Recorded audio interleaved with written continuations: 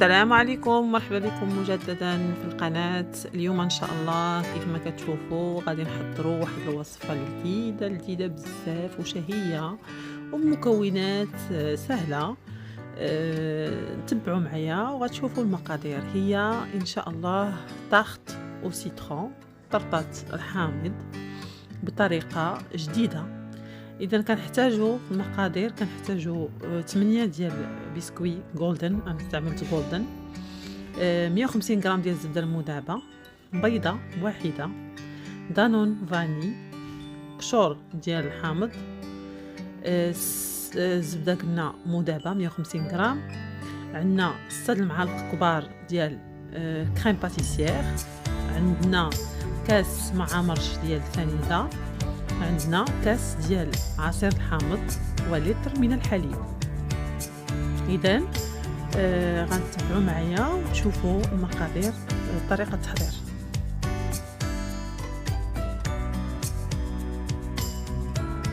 اذا نبداو على بركه الله. كنطحنوا البسكوي جيدا في طحان كهربائي،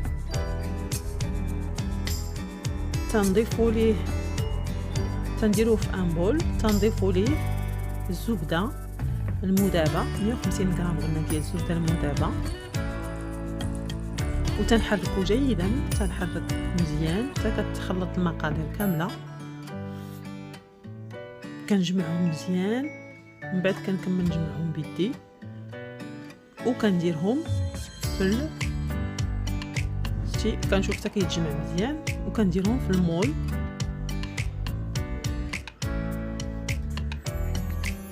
كنديرهم في المول عندي، المول يكون كيتحل من التحت. كاين هذاك اللي كيتحل في الجناب، يعني يكون كيتحل كيطلع الفوق. اذا كنورك مزيان على البسكوي المخلط بالزبده، نورك في الجنيدات. خلو الثلاجه يبرد. في الوقت اللي انا غنحضر فيه الخليط ديالي، الطبقه الثانيه كندير لتر من الحليب في ان بول، تنضيف ليه كاس ديال سنيده،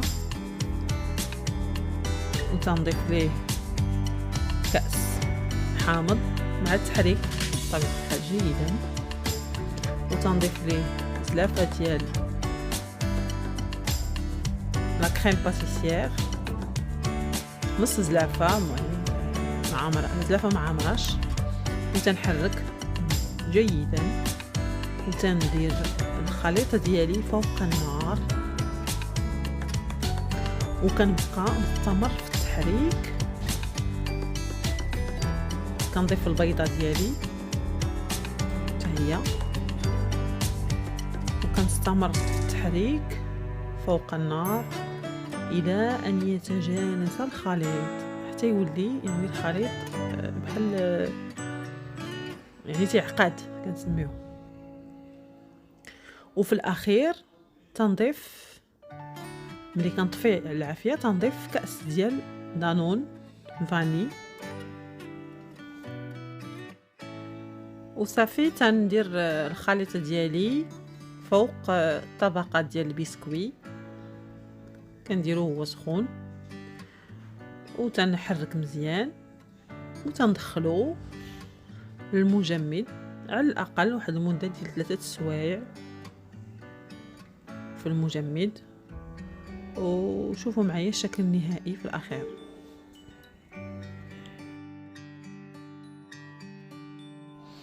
وهذا هو الشكل النهائي من بعد ما خرجناها من المجمد. كتجي رائعه، كنرافقوها بالقهوه، يعني كتجي لذيذه بزاف. نتمنى نجربوها وبالصحه والراحه.